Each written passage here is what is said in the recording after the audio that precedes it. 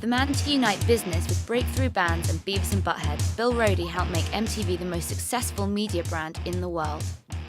When we first started MTV in 1981, certainly no one envisioned this being a global brand. We did know that music did travel.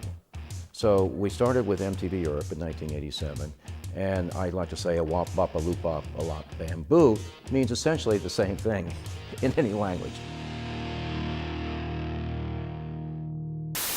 Named by President Clinton as the best businessman in the world, Bill Roedy now shares his inspirational memoirs with us in What Makes Business Rock, and how he made the transition from the military to MTV.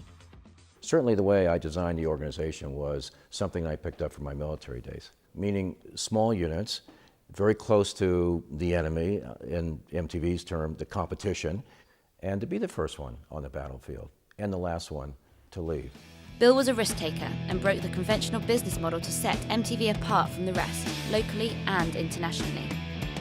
The idea was to be aggressive, creative, and relentless on distribution. And even at the outset, if it didn't make sense from a business point of view, I wanted to get the brand in these countries. For example, Eastern Europe, Russia in the early days, even China, well before they took off economically, because I knew that if we set the flag down, developed a brand, ultimately it would be a profit-making business. The key, I've always felt, is to never accept no for an answer.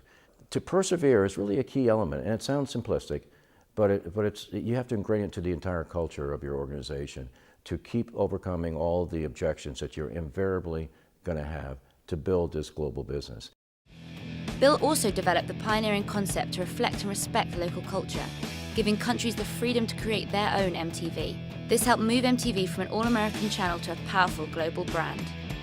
I literally want MTV to be in every household in the world, but not as an American import, very important. I want MTV to reflect all the local cultures. One of the key success factors in having an international business is to design an operation that does have a certain amount of autonomy and freedom. It is a risk because the brand can be interpreted in ways that perhaps you're not crazy about. But ultimately, you entrust your people, you hire good people, and you trust them to make key decisions. And anybody who wants to make an international business, to grow a global brand, to develop in a very entrepreneurial way, you might want to take a look at this book, because I've made all the mistakes and have had a few victories in between. There are lessons that I've learned over the years that are really hard lessons, but perhaps if you read a chapter or two, you don't have to make those same mistakes.